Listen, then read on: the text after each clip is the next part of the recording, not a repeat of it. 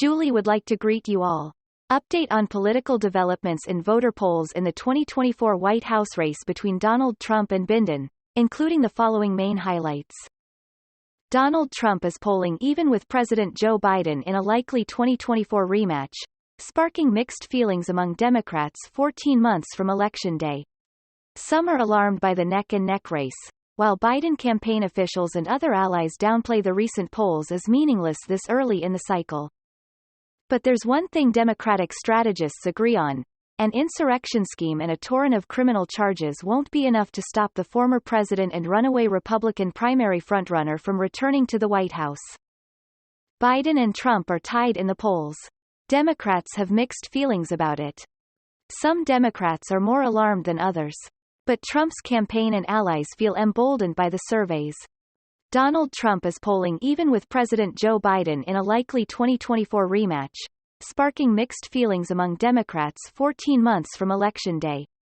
Some are alarmed by the neck-and-neck race, while Biden campaign officials and other allies downplay the recent polls as meaningless this early in the cycle.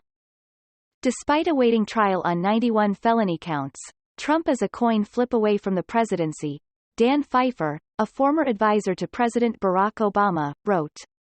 Because of the Electoral College and our highly polarized politics, we should assume that every presidential election will depend on a number of voters smaller than the attendees at a Taylor Swift concert. A CNN poll released Thursday found Trump leading Biden by 1 point, 47% to 46%. A Wall Street Journal survey published September 3 found them tied at 46% each. A New York Times Siena College poll taken in late July found Biden and Trump tied at 43% apiece.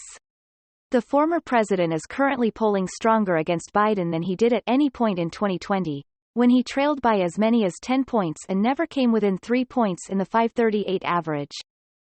Pfeiffer added that the tight surveys fit into the moderate worry category, gleaning from the New York Times poll that Trump is currently holding on to more of his 2020 vote than Biden. Two factors appear to be driving the close race. The first is apprehension within Biden's base. While 95% of self-identified Democrats voted for Biden in 2020, the CNN poll found him winning just 87% of Democrats. The New York Times poll found Biden winning 87% of his 2020 voters, and Trump holding 91% of his. The second is that the polls show Biden significantly underperforming compared recent elections with non-white Americans, mainly Black and Latino voters. After winning 92% of Black voters in 2020, Biden is winning just 71% of them in the Times poll. Polls show Biden's non-white support eroding. Those findings caught the attention of the Trump campaign. Democrats have continued to take for granted American blue-collar workers, Black Americans, and Hispanic Americans, and every other voting bloc that typically votes Democrat, Trump campaign co-manager Chris LaChivita said. The good news for Biden is that he's holding his own with independents and white voters, including white college graduates. Obama's 2012 campaign manager Jim Messina quipped that, "Every Democrat was calling me and losing their minds this summer about the tight race." But he said Biden has beaten Trump before and remains the best candidate to do so again. There wasn't a poll this time in 2011 that showed Barack Obama winning re-election, Messina said Thursday on MSNBC. "I just think Democrats need to take a deep breath, realize the polls are going to suck for a little while, as they did for Barack Obama, and next year when it's Trump versus Biden, we will win that race again." Still, James Carville, a former top strategist for Bill Clinton, said he finds the situation alarming. "The polls are not great," Carville said Thursday on CNN. Jim Messina said Democrats need to quit bedwetting, "but my wife's already changed me to rubber sheets."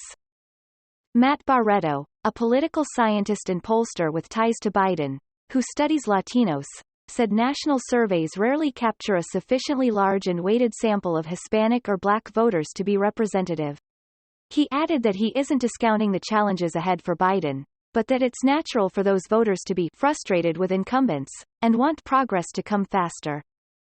"They're not saying, 'I hate Joe Biden and I think I need to vote Republican.' They're just saying they're frustrated with some issues," Barreto said in an interview. "We think when we fully sell the Biden plan, and the Democratic plan, more of these frustrated voters are going to side with us than to take a chance back on Trump and other Republicans. Biden campaign says it's not fretting about polls. Biden campaign officials say the best barometer for the contest is the 2022 midterms and recent special elections, where Democrats have overperformed and held their ground in key states. The re-election campaign and party committees have yet to fully mobilize and activate voters, and, the official said, a massive TV and paid media campaign is just beginning. They also note that Biden is already preparing a general election campaign while Trump is bogged down with primary rivals and legal bills.